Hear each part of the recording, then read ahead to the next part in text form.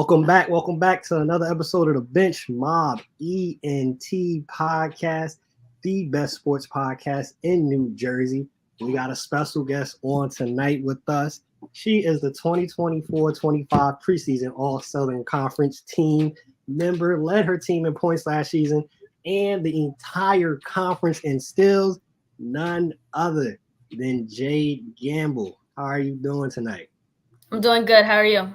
I'm great. Thank you for hopping on with us. Thank you for taking time out of your schedule. For those that's watching, subscribe. If you're listening, leave a rating, 5-star, share with any and everybody. Trust and believe this is going to be a great episode. I'm confident she's going to drop some gems of some wisdom when we talk about sports and talking about life in general. Starting off with this question. When you were growing up, were there any other sports that you played, or was it always basketball for you? Yeah, so my mom was a girly girl, so she kind of put me in everything girly girl. Like I did gymnastics, dance, like everything before I picked up basketball. And then my granddad is a ref, so I went to one of his games, and I just always was around the game, but wasn't really involved yet. But I did start playing at a young age. Like I started playing at 5. But before that, I did so many other stuff. Soccer was one that was pretty big, and I had to like make a decision. But yeah, I played a couple other stuff before basketball, but definitely basketball's what stuck. So you mentioned soccer. What about basketball, though, is the reason why that stuck? Where it's like, all right, I want to pursue basketball and keep going with basketball. Yeah, it's like the energy of basketball. Like everybody's in a confined space. So like you feel everything, you feel every moment, the energy of the game, like just the up and down flow. Like, I don't know, basketball definitely gives you as much as you give it. And that's what I love about basketball. It's just more so the energy towards the game, especially now with the women's game getting a lot bigger and a lot more eyes on us. It's definitely nice. So mentioning the women's game, was there anybody, women's or the men's game, that inspired you or that you looked up to as you were growing up concerning your game? Yeah. Well, one of my goal is Kobe Bryant. Like that's my all time. Like I do everything and model everything after him, but I couldn't say I could use him as somebody I looked at only because like size difference, position difference. So as far as the male side, I definitely looked at Derrick Rose when he was in his prime. Like just great two-way player, defended, was explosive, had a great mid-range, could finish tough lays. Like that was something I definitely looked at, especially going into college. And then on the women's side, I definitely would say Skylar Diggins because just the way she can control the offense on and off the ball was very nice. So. You just mentioned two of my favorite players of all time, and I had the same issue as you. I was a huge Kobe fan. Yeah. But I'm only 5'10". So some of the stuff Kobe was doing, coach was like, hey, if you don't stop doing that, you're gonna be on the bench. Yeah. I had to switch it up. I couldn't try to modify game after Kobe no more. And Skylar Diggins is one of my favorite all time WNBA players. I'm glad she's back, healthy, had the child, and was killing last year. I can't wait to see what they do next season, but definitely some of my favorites right there. And you mentioned D Rose and you mentioned your game. I know last year you had some big games, 28-point game, things of that nature. The team had wins. You guys did well. It wasn't a losing record for you, right? You coming down to your senior season. Like I said, you had good games last year. You showed improvement. Do you feel any pressure for your senior season, and being that people have voted already saying that you should definitely be on the all-conference team? Yeah, I mean, I think pressure is everywhere, right? Like, it doesn't matter what we do in life. Like, there's pressure everywhere. But I think for me, I lean onto my faith, and I know God has already written my story. It was a lot of times before this where I probably should have been in these talks before, and I wasn't. So I keep that mentality of being the underdog and knowing that, of course, like work doesn't stop. Like, yes, I got this accolade. But like we said, again, it's preseason, but what you going to do in a real season? So I think I just take it as fuel and add it to the fire to just make my individual play better, but also my team. So that's the perfect mentality to have. Like you said, you still got to perform. That's preseason. Yeah. But to your point, you feel you should have had it before. God's timing. Like God's timing when you knew. God wrote your story. All right, my daughter gonna get it this season. She gonna ball out this season, and everybody finally gonna see he's already been working on. So shout out to you for leaning on your faith in times like this, because I'm sure you've seen it in your life or stories of the pressure causing people to crumble, causing people to mentally not be okay. So I'm glad that you have that to fall back on. You mentioned, you had some views and what you want to do this season. What are some of your personal goals and like some of your team goals for this upcoming season? Yeah, no, personally, of course I want to be first team all conference, but I think, I'm aiming for player of the year. I'm the second leading scorer coming back, so it's definitely going to be Rachel Rose is a great player who is the preseason player of the year. She won it last year.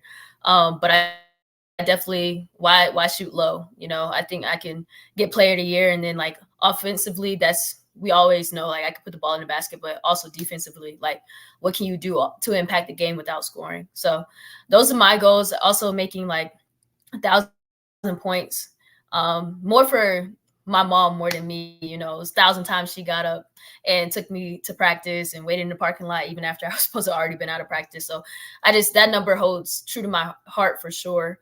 As far as team goals, I would say we should win SoCon. We went last year to the championship, which was our first time in a long time.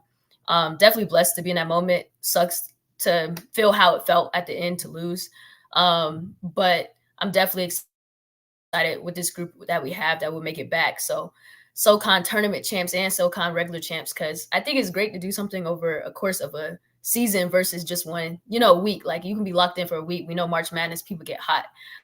But like how well can you perform over a course of a season? So that's my biggest thing is like we won 21 games last year. So why can't we win more than that? I think those are perfect goals to have, and that's the perfect mindset to have. I'm gonna reach for the stars. I'm gonna go all the way up, and you're a competitor. I get the aspect of humility, but that doesn't mean that somebody can't be competitive. That doesn't mean somebody can't have that drive and that hunger to be like, you know what? It's cool. Y'all said I'm preseason team. Let's go for player of the year. Right. Let's do player of the year. I'm not just going to settle. I think a lot of people in life and in sports settle with, wow, preseason all team. Okay, I'll accept that. Yeah. I love that the hunger is there and you guys made it and lost. Has that been a factor, a motivating factor, or inspiration of you after the season and trying to get better to make sure that doesn't happen again? Oh yeah, for sure. I think all off season that was kind of my goal. Like when I got tired or I felt like stuff was getting tough, it was just like, oh well, we lost by 9 points, against Chattanooga in the championship game. And yes, we were blessed to play in the WNIT, but like, of course, who doesn't want to go to the big dance? And we would have been at NC State, which is in my backyard.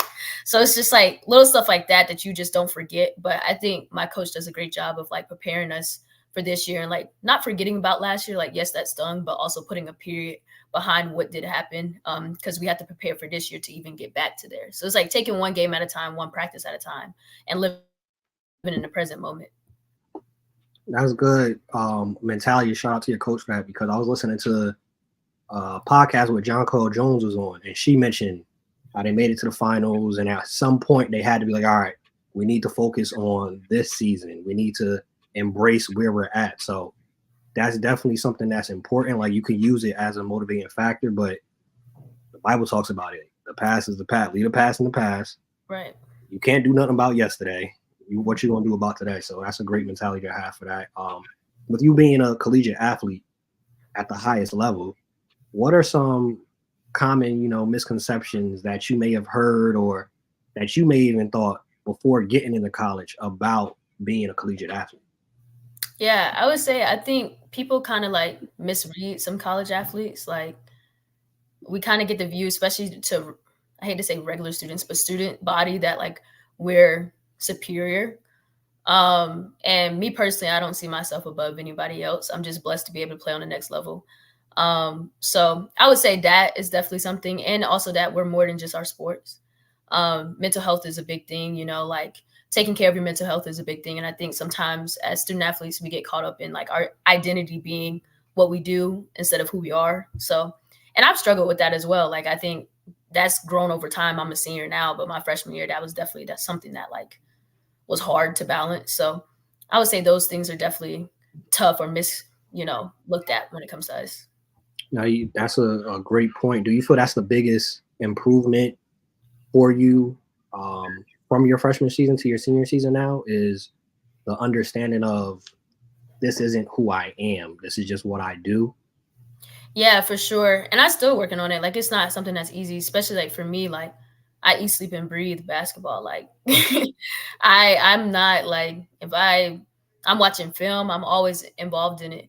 And for me, it's not just about now. Like, I want to be a coach. So I'm looking at different, developments of the game and like seeing how this team is doing this. But like I think it definitely came with time, and that's something that has been a struggle. I also like, every athlete deals with like the ebbs and flows. Like, you're gonna have, yes, you can be consistent for a year, but you're in that year of you feeling consistent or what people see as consistent might not be for you. So I know, like for me, I'm a perfectionist, so I can drop 15, but it was like a hard 15 to me compared to like what it looked like to other people. Like, oh, she dropped 15. So like just mentally like staying locked in and kind of like not being too high or too low. That's the biggest thing. Definitely that even kill, that right here in the middle is needed in life, like outside of basketball. And shout out to you for wanting to be a coach and have that mindset already. It sounds like you're my favorite type of player. The basketball junkie. I live, breathe, eat, and sleep it. And those typically make some of the best coaches, the absolute best coaches, because you're watching the film. You're trying to figure out what's the best out of bounds plays to call. I love those type of players that have that mentality, and it helps with you on the court, obviously. Right. So we mentioned the off the court and kind of the mental aspect of it and how you have improved as Jayde the individual, as Jayde the player from freshman season to the senior season. What have you seen grow in your game? Yeah, I think I always like my game just growing up was always like I could get to the basket, I could hit mid range.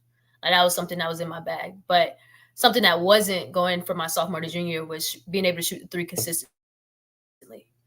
Like guarded, unguarded, shooting it consistently. So last year I shot like 35% was big growth for me because I think my sophomore year I shot like 28, 29%, whatever. So becoming a 3-level scorer was last year. So now this year, just, staying consistent in that, but also getting to my spots, like knowing my spots on the floor, knowing when we need a bucket and where I need to be within our offense. So, and then like from another aspect, like a team aspect, like being a leader, like last year I transferred in here. So I was able to like sit back and observe and not step on any toes. But now I'm a captain and I'm put into this big role. So it's like, how do I lead efficiently, connect with the players on the court, but also off the court to get, the best success we can get on the court, I think the key word you said in there too was lead efficiently. Mm-hmm. One can lead, one can even, I just found this out, the actual definition of cope is saying dealing with negativity efficiently. The word efficient is actually huge in that piece, especially in the position you're talking about of leading too, as now being a captain. Within that though, because you mentioned you transferred there, which I was reading and I saw on that. Why did you choose this school to transfer to? Yeah, I mean, for me, my biggest thing was academics. So originally I went to be a speech pathologist. It's always been a thing. The school I was going to, I had graduated a semester early from high school. So I kind of came in with a lot of credits and was under the impression that they were going to have my program, but then Wilmington never had it. And on top of that, we also had 2 different coaching changes. So it was kind of a need for change, basketball and school wise. Love the people I met there, but I knew I needed a change. So I took some different visits and I just connected really close with this coaching staff. Like we have 2 coaches on staff that played at Carolina and were big guards, like small guards, but played big. Both of them play behind Ivory Latta. So it's just like good to have that. And then like Coach Pat has coached with the best. I mean, she was brought in at UVA by Gino Auriemma. And then she coached behind Tara at Stanford, and is coach at ODU and all these different places. And she's been here for a while, and she definitely has made a good culture here. So I think that's what kind of stuck with me. And also, like, I love my mama, so I wasn't going that far. Shout out to the fam and shout out to the coach. Because I did see that from Holly Springs, correct? Yep. Yeah, you stayed. It's not exactly in Holly Springs, but you stayed home within the state, which I found interesting. Some, once you graduate high school, some just want to leave. I'm gonna go take a scholarship at University of Hawaii. Yeah. Some decide to stay. So I always find it interesting for those that decide to stay. For you, now it's the senior season, 4 years of playing basketball, big game after big game, senior season, you're a captain.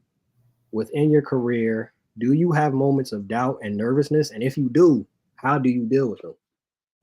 I mean, for sure. I think for me, I'm really big on like being self-aware, right? So like I'll journal. I'll definitely like, first and foremost, I pray, because I mean, there's nothing that God can't handle or help me to handle. And then I'll journal. I just really big on trying to like understand why I'm feeling this way. And it's not always easy because one, I'm a perfectionist. So it doesn't matter how good of a game I had, I'm going to remember the turnover I had. So it's just like, it's definitely a balance, but I would say like doing little stuff like journaling or writing my IMs. Like I was always taught like IM is the 2 strongest words in the world, because whatever you say after that, you really mean it or you have to stand by it. So little stuff like that just mentally keeps you locked in. And like meditation, like that's something that our sports performance staff has done here. Like we meditate before every game and do breathing activities. And at first I was like, oh, this is crazy. Was not getting with it at all. But then once time went on, I definitely understood the benefit of it.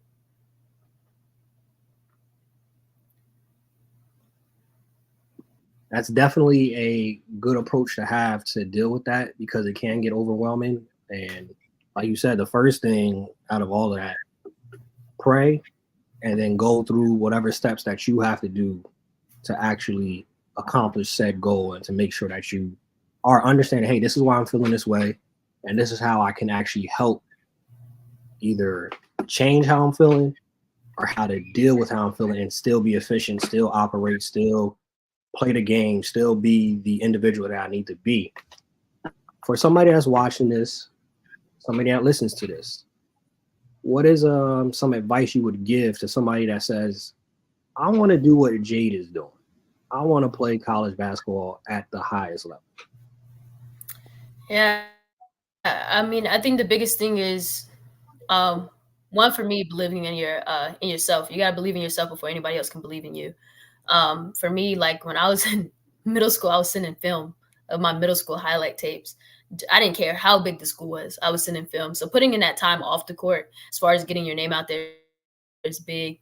But also like on the court, you can't like sell yourself in this way and then not perform. So definitely like for people that are in the AAU circuits and stuff, I think the biggest thing is just going. I was going after it. Like if we played a number one, she was supposed to be number one in the state. I was like, would that make me? So I wanted to dog anybody I can dog. And I probably had a hit list and I just don't remember them. But I feel like just seeking that competition, seeking that challenge, but also like putting yourself out there, doing the little things like emailing coaches if they respond, if they don't respond, because you never know. I mean, we look at stories like John Morant, like you never know.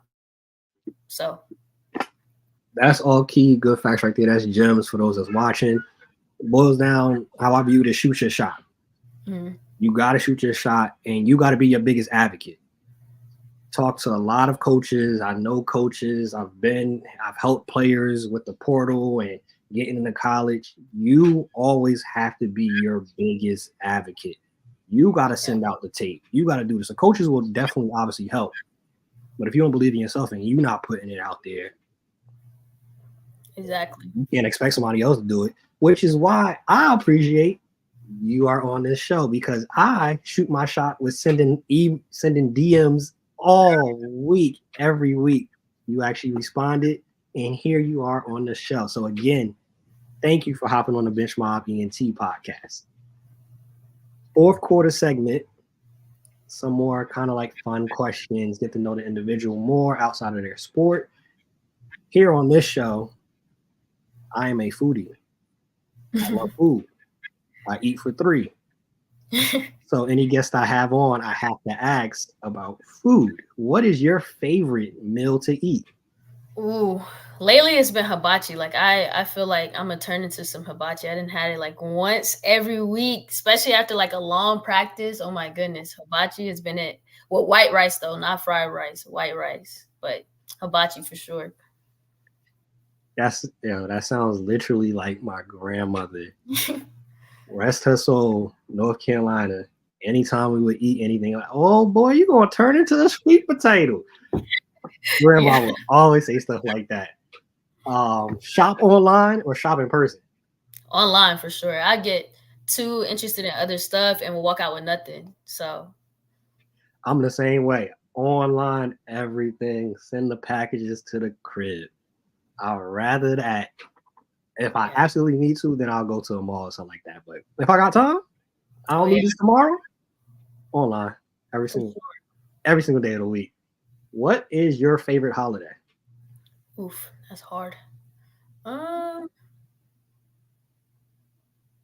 I'm gonna say Easter because my birthday's in April, and just the meaning behind Easter is great. Like God, or Jesus giving Himself up for us. So I definitely appreciate that holiday. Most people probably wouldn't say that. Like you say the big ones like Thanksgiving, Christmas, but I'll say Easter for sure. I like that holiday too, and I view it as one of the big. I view it as the biggest holiday, honestly, before any of those other ones. For those that are believers, that's our holiday every single day of the week, right there. So shout out to Jesus. Thank you for dying for everybody Yes, on this for sure. screen. Facts. Books or TV? Oh, that's hard. I just started getting into my book bag, but I'm gonna say TV only because we be on the road and it get dark. You not gonna put on a light and mess up your teammate, your little buddy's sleep session. So I'm gonna say TV. And it's funny you say that because I literally just start like same thing. Like, all right, I need to read a little bit more. Yeah, Let me get let me start reading some of these books. I got a bunch just sitting on the shelf. Look nice. Let me actually start reading them. right. So you said TV, right? What are your favorite 3 TV shows right now? Right now, okay, I just finished season 7 of Love Is Blind. Okay. So I guess I'm a hopeless romantic, but Love Is Blind for sure. Um, Outer Banks that just came out, and Power just ended, so that broke my heart. But definitely Power. Power is number one out of all those. Got it. Definitely elite, elite show. It probably shouldn't have ended. That's a business thing. That's stuff behind the scenes. Shouldn't have ended that way. It should have been at least another season. So Sure. that's how it goes sometimes. That is Jayde Gamble. That is a wrap. Y'all know the vibes here on the Bench Mob Ent podcast. If you stay ready, you ain't got to get ready. Bench Mob, we out. Peace.